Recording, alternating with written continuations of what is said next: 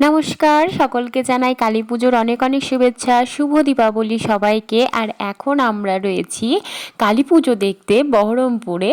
আর সেখানে আমরা এখন রয়েছি কলেজ ঘাটের ওখানটাতে। আর কলেজ ঘাটের ওখানটাতে কিন্তু এবারের থিম হয়েছে মানে ভুতুড়ের থিম আর কি, ঠিক আছে, একটু হন্টেড থিম করেছে, দেখতেই পাচ্ছ।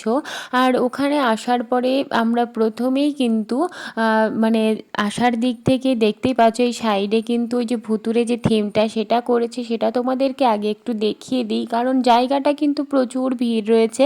এখানটাতে একটু ফাঁকা ছিল, তাই ভাবলাম তোমাদেরকে আগে দাঁড়িয়ে একটু থিমটা দেখিয়ে দিই, তারপরে তোমাদেরকে মায়ের দর্শনও করাবো অবশ্যই। আর মায়ের দর্শন করতেই তো আসা। আর কলেজ ঘাটের এই মন্দিরটাতে মাকে কিন্তু তোমরা সারা বছরই দেখতে পাবে। এমনটা নয় যে শুধুমাত্র কালী পুজোর দিনগুলোতেই মানে শুধুমাত্র মাকে দর্শন পাওয়া যাবে, এরকমটা নয়। এখানে মন্দিরে কিন্তু সারা বছরই মায়ের দর্শন পাওয়া যায়। কিন্তু আমারও মানে সবসময় মন্দিরটা তো সবসময় খোলা থাকে না, বন্ধ থাকে, যার জন্য খুব ভালোভাবে কিন্তু মায়ের দর্শন কখনো করা হয়ে ওঠেনি। এখানে কলেজ আসার সময়তে কিন্তু প্রায় এই রাস্তা দিয়ে যখন হেঁটে যেতাম, হ্যাঁ, কলেজ থেকে বেরিয়ে, তখন কিন্তু মানে মন্দিরটা অনেকবারই দেখেছি, কিন্তু সেইভাবে কিন্তু মানে এই যে আজকে এই যে লাইট জমজমাটির মধ্যে যে মায়ের দর্শন করব, সেরকমভাবে মায়ের দর্শন কখনো করা হয়নি। হ্যাঁ, করেছি, হয়তো মন্দিরটার দরজা বন্ধ ছিল, ফাঁক দিয়ে মাকে দেখতে পেয়েছি, সেরকমভাবে দর্শন করা হয়েছে। কিন্তু সেই জন্যই যে এতদিন কলেজ এসেছিলাম বা মানে এই রাস্তা দিয়ে এতবার আসা যাওয়া হয়েছে, কিন্তু এভাবে মানে মায়ের দর্শন করা হয়নি, যার জন্যই কিন্তু এবার আসবো ভেবেছিলাম।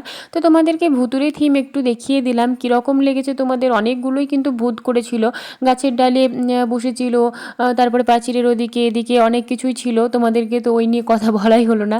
তো যাই হোক, তোমাদের ভুতুরে থিম কেমন লাগলো সেটা কিন্তু অবশ্যই জানাবে। তো এবার আমরা চলে এসেছি দেখো মায়ের দর্শন করতে। আর ও বাপরে, দূর থেকেই মায়ের দর্শন করে পুরো চোখ জুড়িয়ে যাওয়ার মতন। তোমাদেরও কেমন লাগছে সেটা কিন্তু অবশ্যই জানাবে। দেখতেই পাচ্ছ মানে মায়ের রূপ কি বলবো তোমাদেরকে, দেখো একদম মানে সত্যিই চোখ জুড়িয়ে যাওয়া। এইভাবে সত্যি এত লাইট, এত সুন্দরভাবে মায়ের সাজ, মানে এতদিন আসা হয়েছে সত্যিই দেখিনি। মানে আজকে এত ভালো লাগছে দেখতে পেয়ে, কি বলবো। আর মায়ের দর্শন কিন্তু তোমরা সারা বছরই এখানে মানে কলেজ ঘাটের ওখানটাতে আসলে পেয়ে যাবে।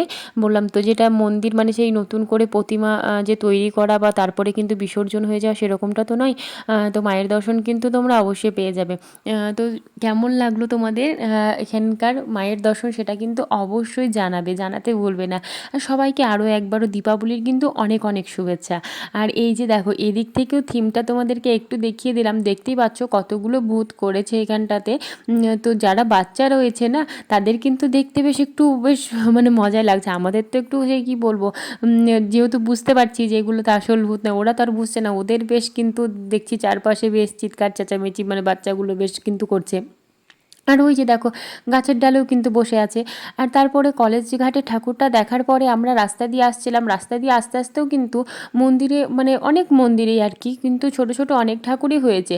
সব ঠাকুরগুলোর কিন্তু ছবি তোলা হয়নি বা ভিডিও করা হয়নি বা তোমাদেরকে দেখাতেও পারলাম না। তো তোমাদের সব ঠাকুরগুলো তো দেখাতে পারছি না, তবুও চেষ্টা করছি যতগুলো ঠাকুর দেখানো যায়।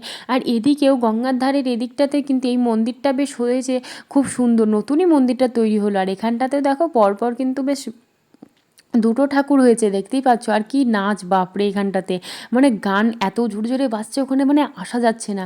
আর তারপরে এদিকেও আসলাম, এদিকেও দেখো একটা ওই এই জায়গাটা হচ্ছে তোমার ওই যে কি বলে ওটাকে, রাধারঘাট না কি বলে, ওই কান্দি বাস স্ট্যান্ড বলে এই জায়গাটাকে বোধহয়।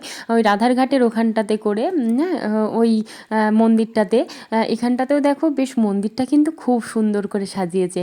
হ্যাঁ, তো আমি যদি জায়গা ভুলও বলে থাকি তাহলে কিছু কেউ মনে করো না, আমি বহরমপুরে যে সব জায়গা চিনি সেরকমটা নয়। আসি ঠাকুর দেখি চলে যাই, তবে এই জায়গাটা ওই মানে রাধারঘাটই সম্ভবত বলে আমার মনে হয়। তো মানে এই জন্যই বললাম। আর এখান থেকে আমরা শিবরাত্রির সময়তে কিন্তু জল ভরে নিয়ে যাই, সেই জন্যই বললাম যে এটা রাধারঘাটই হবে হয়তো। তো এই যে দেখো মন্দিরটা কিন্তু খুব সুন্দর করে সাজিয়েছিল। তারপরে গঙ্গার ধার দিয়ে যাচ্ছিলাম, এখানেও কিন্তু একটা ছোট্ট পাড়া মন্দির দেখতে পেলাম।